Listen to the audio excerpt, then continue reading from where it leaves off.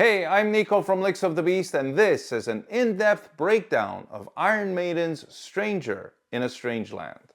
This song was the second single from the 1986 masterpiece, Somewhere in Time. And like the first single, Wasted Years, it was written by the brilliant Mr. Adrian Smith. Like a lot of the music on this album, this is a very unique song for Iron Maiden, and doesn't really sound like anything else they've done before or since.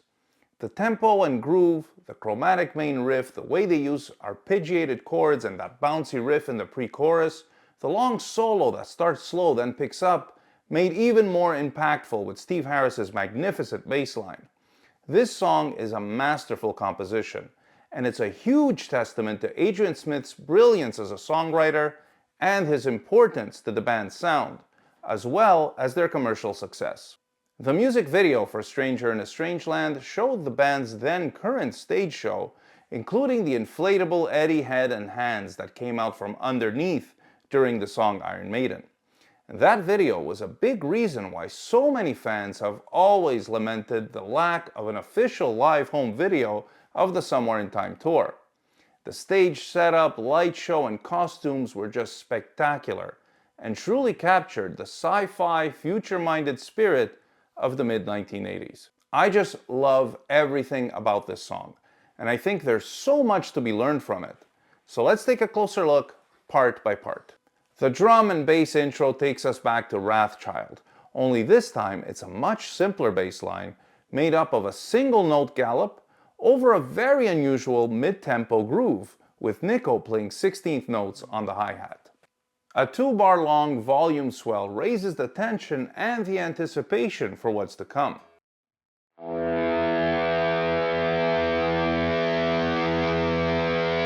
And I have to say, part of me would love to forget this song, just so that I could experience hearing this incredible riff once again for the first time.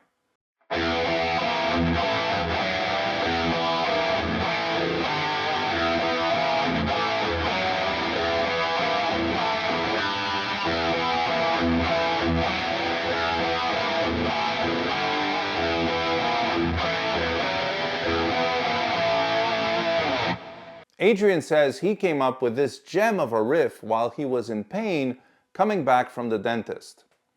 I don't even know what to say about that. Writing a good riff is a very difficult thing to do. Adrian, oh, my tooth hurts. Stranger in a Strange Land. If you play guitar, you might have noticed that I didn't play these two dyads here. And that's because that's not the way Adrian and Dave actually play that part.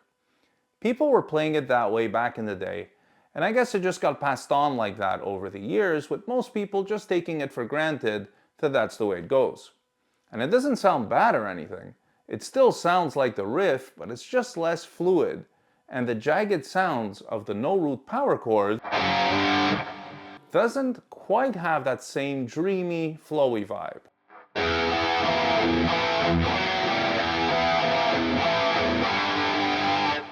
I like to pick this part with an upstroke, so the accent is firmly on that F sharp sliding up to the G. Meanwhile, the bass continues the gallop on the E note and hits the accented chords with the guitars. The difference is that the guitars always play a G chord, first as a no-root power chord and then as a root 5th power chord in the higher register. The bass hits a G to add a root to the first chord, and then a D to add the 5th in the bass over the second chord.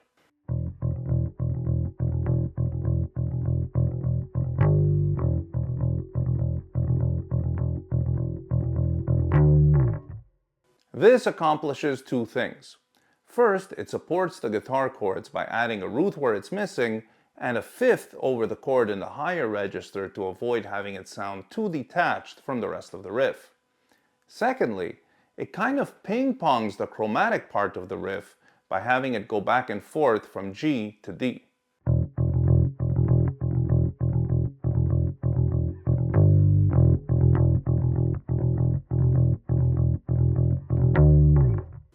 The next part introduces what will be the pre-chorus melody with these arpeggiated chords, which are basically a C sus2 and a B minor flat 6.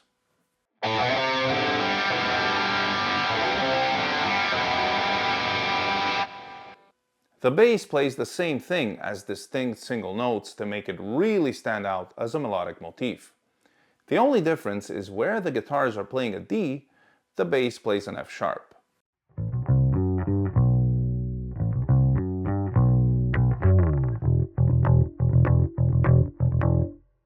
For the verses, they kept the guitars to a minimum so that the vocals could soar freely over the steady rhythm section.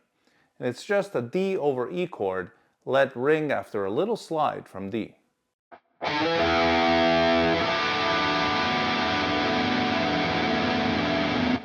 They play that twice and then add a little harmonized melody at the end to support the last line Bruce sings. Adrian plays this, and Dave plays it here. Steve, on the other hand, plays a diatonically ascending fill, and that's supported by Nico playing the same rhythm on the snare and toms.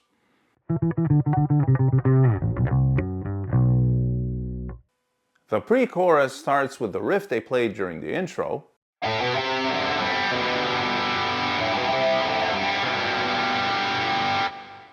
the vocals follow the same melody as well, and that gives it a cinematic quality, almost like a movie score where the melody is played in multiple octaves by different instruments to make it have more impact. They also play this really cool groovy line in between the vocal parts.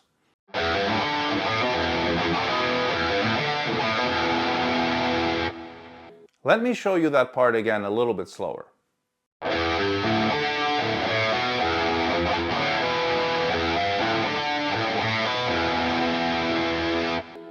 This gives the section a kind of call and response structure, except instead of an actual response, the groovy riff emphasizes the lyrics of the call part by giving us a chance to think them over in the space between. I love how Nico throws in those open hi-hats on the upbeats in this part to further accent the syncopated groove.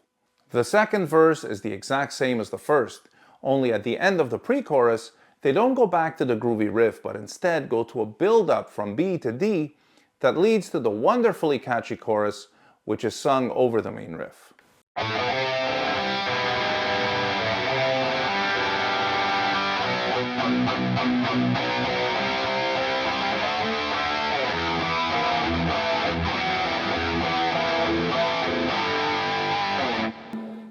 The chorus melody is surprisingly bluesy when you break it down, and it's based entirely on the pentatonic scale. It would totally work as a Rolling Stones kind of thing. Stranger in a strange land, land of ice and snow, trapped inside this prison, yeah, lost and far from home. Don't hate me, I'm just telling you what it is. The third verse is almost the same as the second, but this time, after the build-up, they don't go to the chorus. Instead, they add a very catchy bridge in a beautiful example of misdirection. You're expecting the 1 chord, in this case E, but you get the 4 chord, A, and they climb diatonically like this.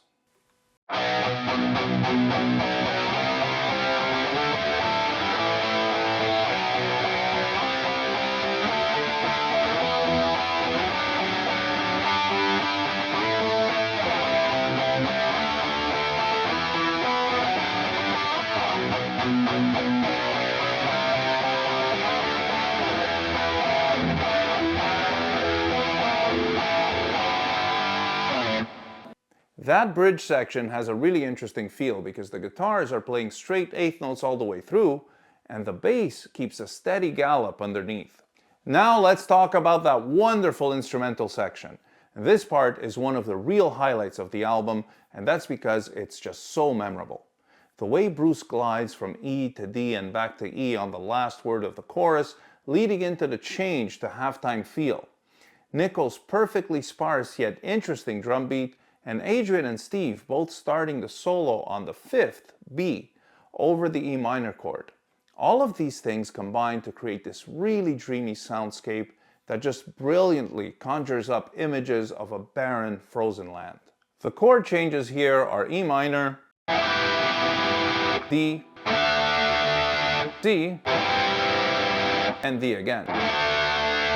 And this is the same for both the slow and faster parts of the solo, except for the faster parts, it's all power chords. In the slower part of the solo, Adrian emphasizes the fifth degree of each chord, except the first D where he lands on the root.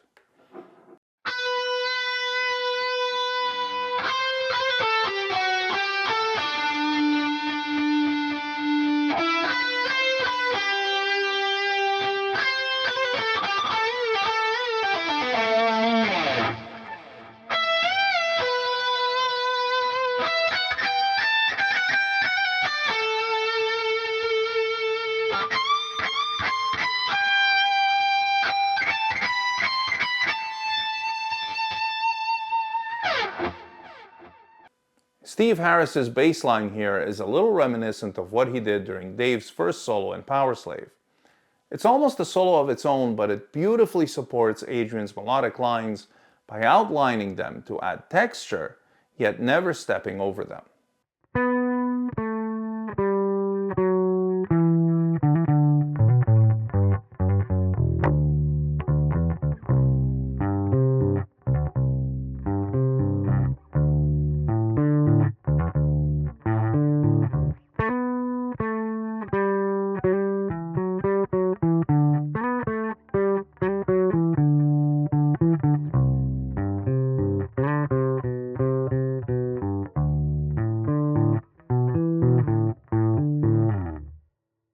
Now, when the tempo picks up again, Adrian continues his solo, which is composed of 4 smaller sections. The first one is very bluesy and features some excellent pentatonic playing.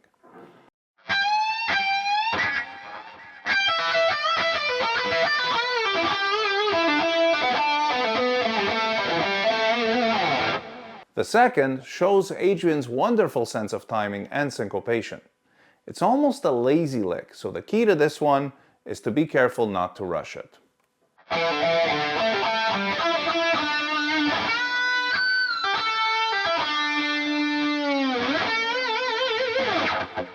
The third lick is classic Adrian Smith.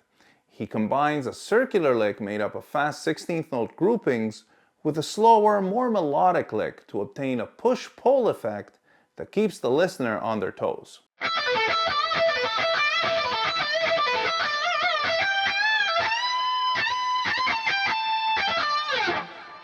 The final lick brilliantly reprises the ending of the slower solo, giving it a sense of familiarity and a feeling like, okay, now it's really the end of the solo, as Nichols' drum fill helps bring it to the bridge once more.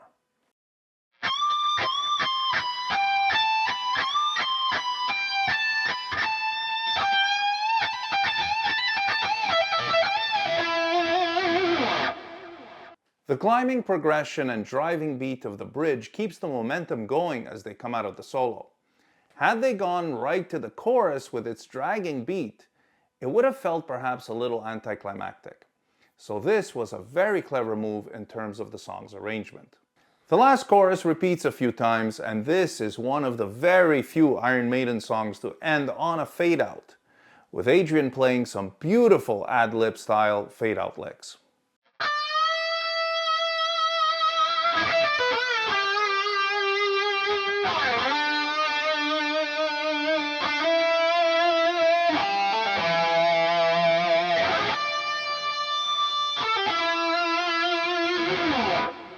I just love the fact that they ended the song like this, as it gives it a sense of timelessness and perpetuity, which is consistent with being frozen in time. And that'll be it for this video. I hope you enjoyed it and perhaps learned something about how to play the song or about its composition and arrangement.